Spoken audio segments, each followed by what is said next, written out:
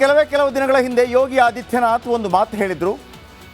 ಏನು ಹೇಳಿದರು ಕೇಳಿಸ್ಕೊಳ್ಳಿ, ಆ ನಂತರ ಅದರ ಇನ್ ಡಿಟೇಲ್ ಮಾಹಿತಿ ಕೊಡ್ತೀನಿ, ಕೇಳಿಸ್ಕೊಳ್ಳಿ.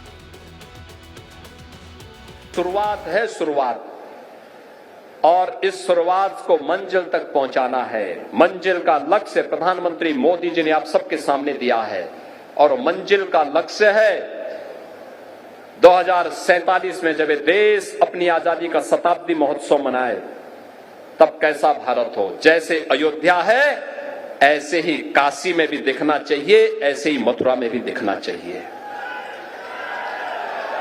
बोले वृंदावन बिहारी लाल की.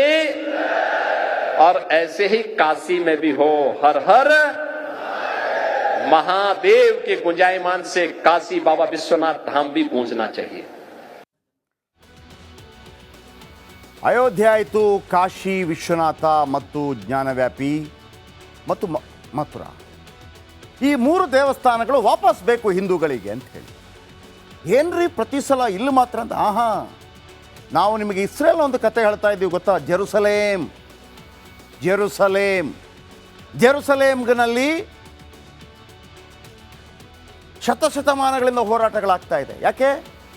ಯಹೂದಿಗಳು ಹೇಳೋದು ಇದು ನಮ್ಮ ಪುಣ್ಯಸ್ಥಳ, ನಮ್ಮ ದೇವಾಲಯ ಇತ್ತು, ಆ ದೇವಾಲಯದ ಒಂದು ಗೋಡೆ ಈಗಲೂ ಇದೆ, ಎಲ್ಲರೂ ಹೋಗಿ ಅಲ್ಲಿ ನಮಸ್ಕಾರ ಮಾಡಿ ಬರ್ತಾರೆ.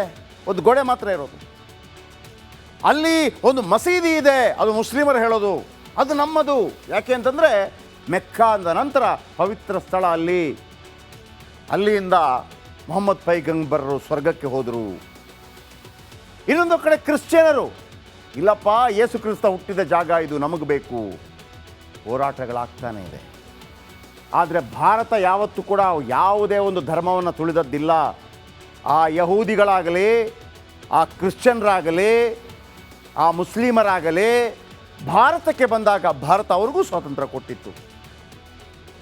ಎಲ್ಲರೂ ಇಲ್ಲಿ ಬಂದಿರಪ್ಪ ಅಂತ ಹೇಳಿತ್ತು, ನೋ ಪ್ರಾಬ್ಲಮ್ ಅಂತ ಹೇಳಿತ್ತು. ಪರ್ಸಿಯನ್ಗಳು ಬಂದರು, ಪಾರ್ಸಿಗಳು ಬಂದರು. ಪರ್ಸಿಯನ್ ಮತ್ತು ನಮಗೆ ಅಜಗಜಾಂತರ ವ್ಯತ್ಯಾಸ ಇದೆ, ನಮಗೆ ಸಂಬಂಧನೇ ಇಲ್ಲ. ಯಾರು ಪರ್ಸಿಯನ್ ಅಂದರೆ? ರತನ್ ಟಾಟಾ ಪರ್ಸಿಯನ್. ಮಾಣೆಕ್ ಶಾ ಪೆರೇಡ್ ಮೈದಾನದಲ್ಲಿ ನಡೆಯಿತು. ಯಾರು ಮಾಣೆಕ್ ಶಾ? ನಮ್ಮ ಭಾರತ ದೇಶದ ಮಹಾ ದಂಡನಾಯಕರಾಗಿದ್ದರು. ಇಡೀ ಭಾರತದ ರಕ್ಷಣೆಯನ್ನು ನಾವು ಅವರ ಕೈಯಲ್ಲಿ ಕೊಟ್ಟಿದ್ವಿ. ರತನ್ ಟಾಟಾ ಅವರು ಬಂದಾಗ ಅವರ ಕೈಯಲ್ಲಿ ಕೊಟ್ಟಿದ್ವಿ. ರತನ್ ಟಾಟಾ ಪಾರ್ಸಿ, ಮುಖೇಶ್ ಅಂಬಾನಿ ಹಿಂದೂ, ಆದರೆ ನಮಗೆ ರತನ್ ಟಾಟಾ ಜೈ ಅಂತೀವಿ ನಾವು. ಇಲ್ಲಿ ಧರ್ಮಕ್ಕೆ ಮತಕ್ಕಾಗಿ ನಾವು ಯಾವತ್ತೂ ತಲೆ ಕೆಡಿಸ್ಕೊಂಡಿಲ್ಲ. ಆದರೆ ಭಾರತದ ಮೂಲ ಸನಾತನ ಧರ್ಮವನ್ನು,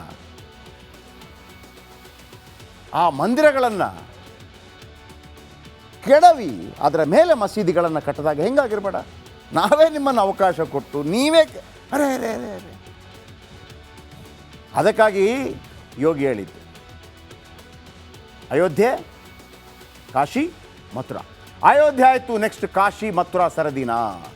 ಜ್ಞಾನವ್ಯಾಪಿ ಮಸೀದಿಯೇ ಕಾಶಿ ವಿಶ್ವೇಶ್ವರನ ದೇಗುಲ. 16ನೇ ಶತಮಾನದಲ್ಲಿ ಕಾಶಿ ವಿಶ್ವೇಶ್ವರ ದೇಗುಲ ನಿರ್ಮಾಣವಾಗುತ್ತೆ. 12 ಜ್ಯೋತಿರ್ಲಿಂಗಗಳ ಪೈಕಿ ಕಾಶಿ ವಿಶ್ವೇಶ್ವರ ಲಿಂಗ ಕೂಡ ಒಂದು. ಅಕ್ಬರ್ ಜಹಾಂಗೀರ್ ಆಳ್ವಿಕೆಯಲ್ಲಿ ದೇಗುಲದ ನವೀಕರಣ ಆಗುತ್ತೆ. ಜಹಾಂಗೀರ್ ನಂತರ ಅಧಿಕಾರಕ್ಕೆ ಬರ್ತಾನೆ ಔರಂಗಜೇಬ್. ವಿಶ್ವೇಶ್ವರ ದೇವಸ್ಥಾನ ಧ್ವಂಸಗೊಳಿಸ್ತಾನೆ ಔರಂಗಜೇಬ್. ಅದನ್ನು ಬರ್ಕೋತಾರೆ ಅವರು. ಏಪ್ರಿಲ್ 18, 1669 ವಿಶ್ವನಾಥ ದೇವಸ್ಥಾನವನ್ನು ಕೆಡವಲಾಗತ್ತೆ. ಮೂಲ ಶಿವಲಿಂಗ ಜ್ಞಾನವ್ಯಾಪಿ ಬಾವಿಯಲ್ಲಿ ಬಚ್ಚಿಟ್ಟಿದ್ರಂತೆ. ಎಂದಿಗೂ ಶಿವಲಿಂಗ ಜ್ಞಾನವ್ಯಾಪಿ ಬಾವಿಯಲ್ಲೇ ಇದೆಯಂತೆ. ಕೋರ್ಟ್ ಆದೇಶದ ಅನ್ವಯ ಜ್ಞಾನವ್ಯಾಪಿ ಬಾವಿ ಸರ್ವೆ ಆಗುತ್ತೆ.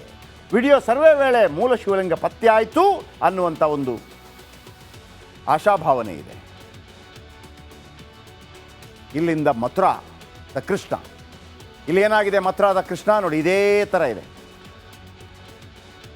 ಇದು ಮಥುರಾ ಈ ಥರ ಇದೆ. ಇಲ್ಲಿ ನೀವು ಹೋಗ್ಬಿಟ್ಟು ಹಿಂಗೆ ನೋಡಿದ್ರೆ ಊಪರ್ ಮತ್ ದೇಕೋ ಅಂತಾರೆ, ಇದರ ಮತ್ ದೇಕೋ ಅಂತಾರೆ. 2 ತುಂಡು ಮಾಡಾಕಿದ್ದಾರೆ ನೋಡ್ರಿ. ಜ್ಞಾನವ್ಯಾಪಿ ಮಾದರಿಯಲ್ಲೇ ಶಾಹಿ ಈದ್ಗಾ ಮಸೀದಿ ಸರ್ವೆ ಆಗುತ್ತೆ. ಬರೋಬ್ಬರಿ 13.37 ಎಕರೆ ಜಾಗದಲ್ಲಿದ್ದ ದೇವಸ್ಥಾನದ ಧ್ವಂಸವಾಗುತ್ತೆ. ದೇವಸ್ಥಾನ ಕೆಡವಿ ಮಸೀದಿ ಕಟ್ಟಿದ್ದಂತೆ ಔರಂಗಜೇಬ್. ಅಲ್ಲಿ ಮಸೀದಿ ಕಾಣ್ತಾ ಇದೆಯಲ್ಲ, ಗುಂಬಜ್, ಅದರ ಕೆಳಗಿದೆಯಲ್ಲ, ಎಲ್ಲ ದೇವಸ್ಥಾನದ್ದೇ ಇದೆ ಅಲ್ಲಿ. ಮಸೀದಿಯ ಕೆಲವು ಗೋಡೆ ಮೇಲೆ ಕಮಲದ ಕೆತ್ತನೆ ಪತ್ತೆ, ಹಿಂದೂ ಪುರಾಣದ ಶೇಷನಾಗ ಹೋಲುವ ಆಕೃತಿ ಸಿಕ್ಕಿವೆ. ದೇವಸ್ಥಾನ ಕೆಡವಿ ಮಸೀದಿ ಕಟ್ಟಿರುವ ವಾದಕ್ಕೆ ಪುಷ್ಟಿ ಸಿಕ್ಕಿದೆ. ಆದರೆ ಯಾವಾಗ ಅಯೋಧ್ಯೆ 500 ವರ್ಷ ಆಯಿತು, ಯಾವಾಗ ರಾಮ ಮಂದಿರ ಬಾಬರಿ ಮಸೀದಿ ವಿಚಾರವಾಗಿ ಆ ಗುಂಬಜ್ ಧ್ವಂಸವಾಯಿತು, ಆಗ ನರಸಿಂಹರಾವ್ ಸರ್ಕಾರ ಒಂದು ಕಾನೂನು ತರುತ್ತೆ, 1947ಕ್ಕಿಂತ ಮೊದಲು ಹೇಗಿತ್ತೋ ಹಾಗೇ ಇರಬೇಕು ಅಂತೇಳಿ. ಸಾಗರೋಪಾದಿಯಲ್ಲಿ ರಾಮನ ದರ್ಶನಕ್ಕೆ ಬರುತ್ತಿದ್ದಾರೆ. ಇಲ್ಲೊಬ್ಬ ಪುಟ್ಟ ಪೋರ ಬಾಲರಾಮನ ವೇಷ ತೊಟ್ಟು ಬಂದಿದ್ದು ಎಲ್ಲರ ಕಣ್ಮನ ಸೆಳೆದಿದ್ದಾನೆ.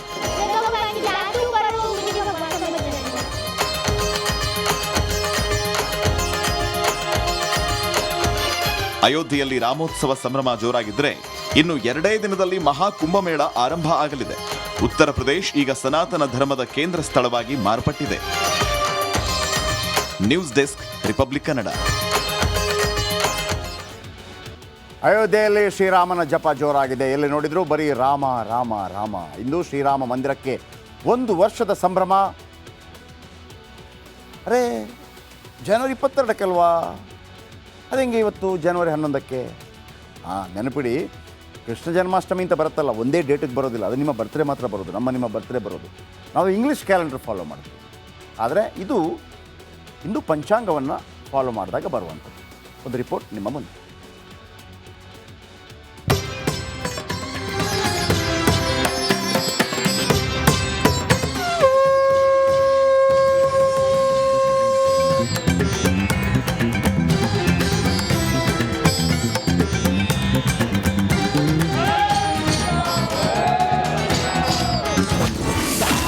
ಅಯೋಧ್ಯೆಯಲ್ಲಿ ಅದ್ದೂರಿ ರಾಮೋತ್ಸವ.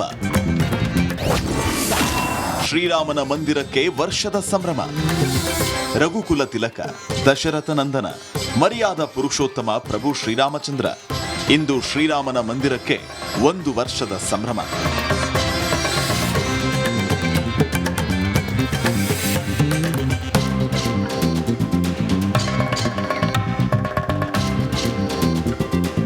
ಅರೆ, ಜನವರಿ 22ಕ್ಕಲ್ವಾ ಶ್ರೀರಾಮ ಪ್ರತಿಷ್ಠಾಪನೆ ಆಗಿದ್ದು?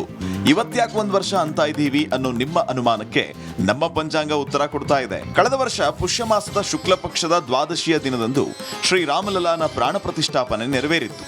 ದಿನಾಂಕದ ಪ್ರಕಾರ ಜನವರಿ 22 ಆದರೂ ಹಿಂದೂ ಪಂಚಾಂಗದ ತಿಥಿಯ ಪ್ರಕಾರ ಇವತ್ತಿಗೆ ಮಂದಿರ ನಿರ್ಮಾಣವಾಗಿ ಲೋಕಾರ್ಪಣೆಗೊಂಡು ಬರೋಬ್ಬರಿ 1 ವರ್ಷ ಪೂರ್ಣವಾಗಿದೆ.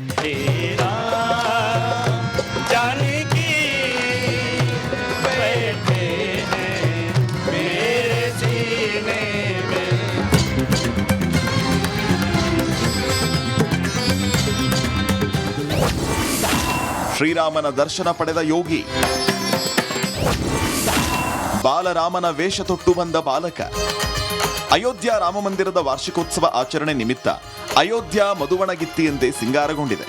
ಉತ್ತರ ಪ್ರದೇಶ ಮುಖ್ಯಮಂತ್ರಿ ಯೋಗಿ ಆದಿತ್ಯನಾಥ್ ರಾಮ್ಲಲಾನ ದರ್ಶನ ಪಡೆದರು.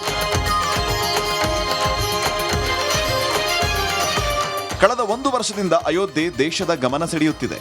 ಸಾಂಸ್ಕೃತಿಕ ಆಧ್ಯಾತ್ಮಿಕತೆಯ ತಾಣವಾಗಿದೆ. ಇನ್ನು ಭಕ್ತರು ಕೂಡ ಸಾಗರೋಪಾದಿಯಲ್ಲಿ ರಾಮನ ದರ್ಶನಕ್ಕೆ ಬರುತ್ತಿದ್ದಾರೆ. ಇಲ್ಲೊಬ್ಬ ಪುಟ್ಟ ಪೋರ ಬಾಲರಾಮನ ವೇಷ ತೊಟ್ಟು ಬಂದಿದ್ದು ಎಲ್ಲ